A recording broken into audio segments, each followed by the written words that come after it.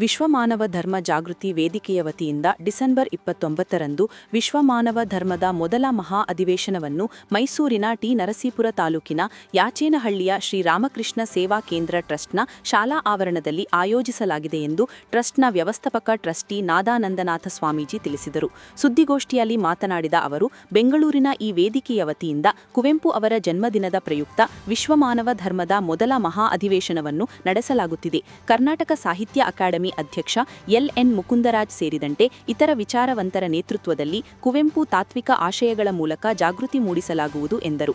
ರಾಜ್ಯದ ಎಲ್ಲಾ ಸಮುದಾಯ ಪ್ರಗತಿಪರ ಸಂಘಟನೆಗಳು, ವಿಚಾರವಂತರು, ಕುವೆಂಪು ಅನುಯಾಯಿಗಳು, ನಾಗರಿಕರನ್ನೊಳಗೊಂಡ ಸ್ವಾಗತ ಸಮಿತಿ ರಚಿಸಿ ಮಹಾ ಅಧಿವೇಶನಕ್ಕೆ ಸಿದ್ಧತೆ ನಡೆಯುತ್ತಿದೆ. ನಾಡಿನ ಎಲ್ಲಾ ಜನರು ಅಧಿವೇಶನದಲ್ಲಿ ಭಾಗವಹಿಸಬೇಕು. ಈ ನಿಟ್ಟಿನಲ್ಲಿ ಆನ್ಲೈನ್ ನೋಂದಣಿ ಪ್ರಕ್ರಿಯೆಯು ಆರಂಭಗೊಂಡಿದೆ ಎಂದು ಹೇಳಿದರು.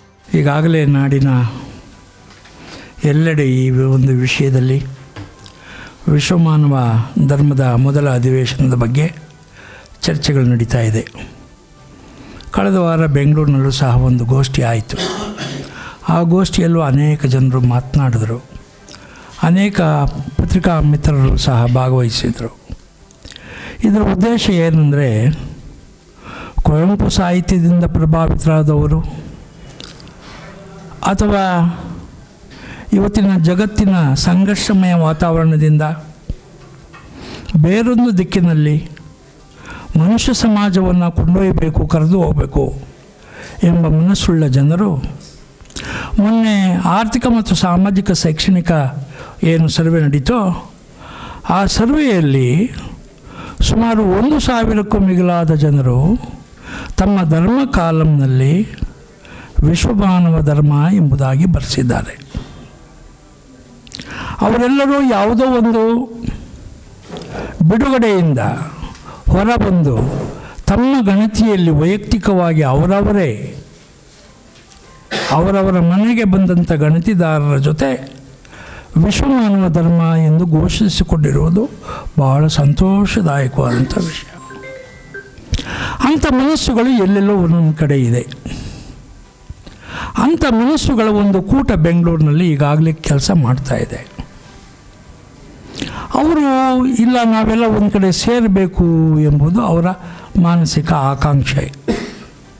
ಒಬ್ಬರು ದಾವಣಗೆರೆ ಕೊಟ್ಟರು, ಒಬ್ಬರು ಬೆಂಗಳೂರು ಕೊಟ್ಟರು, ಒಂದು ತಂಡ ಯಾಚೇನಹಳ್ಳಿಗೆ ಬಂದು ಪರಿಶೀಲನೆ ಮಾಡ್ತು. ಇಲ್ಲ, ನಾವು ಇಲ್ಲೇ ಮಾಡೋದು ಸೂಕ್ತ ಅಂಥೇಳಿ ನಿರ್ಣಯಕ್ಕೆ ಬಂದರು. ಅವರ ನಿರ್ಣಯದಂತೆ ಈಗ 29ನೇ ತಾರೀಕು ಯಾಚೇನಹಳ್ಳಿಯಲ್ಲಿ ಮೊದಲ ವಿಶ್ವಮಾನವ ಧರ್ಮ ಎಂದು ಘೋಷಿಸಿಕೊಂಡ ಮನಸ್ಸುಗಳ ಒಂದು ಸಮಾವೇಶ ನಡೀತಾ ಇದೆ. ಆ ಸಮಾವೇಶದ ಉದ್ದೇಶ ಏನು, ಸಂಘರ್ಷಮಯವಾದಂಥ ವಾತಾವರಣ.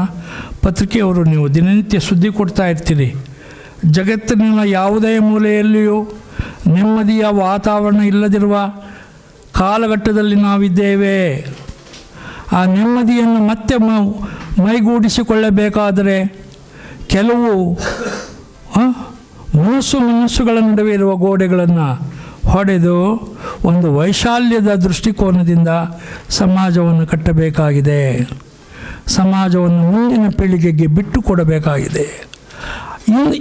ಯಾಕೆ ಈ ವಿಷಯ ಅನ್ನೋದನ್ನು ನಾನು ನೋಡಿದರೆ, ಗೋಷ್ಠಿಯಲ್ಲಿ ವಿಚಾರವಾದಿ ಕೆ. ಮಾಯಿಗೌಡ, ಪತ್ರಕರ್ತ ಚಂದ್ರಶೇಖರ್ ದ ಕೋಹಳ್ಳಿ, ಕದಸಂಸ ಜಿಲ್ಲಾ ಸಂಚಾಲಕ ಎಂ.ವಿ. ಕೃಷ್ಣ, ರೈತ ಸಂಘದ ತಾಲೂಕು ಅಧ್ಯಕ್ಷ ಎಚ್. ಮಲ್ಲಿಗೇರೆ ಅಣ್ಣಯ್ಯ, ಪರಿವರ್ತನಾ ಸೇವಾ ಸಂಸ್ಥೆಯ ಕಾರ್ಯದರ್ಶಿ ಟಿ.ಡಿ. ನಾಗರಾಜು, ಕ್ರೈಸ್ತ ಸಮುದಾಯದ ಮುಖಂಡ ಥಾಮಸ್ ಬೆಂಜಮಿನ್, ಮುಸ್ಲಿಂ ಒಕ್ಕೂಟದ ಕಾರ್ಯದರ್ಶಿ ಮಹಮ್ಮದ್ ತಾಹಿರ್ ಇದ್ದರು.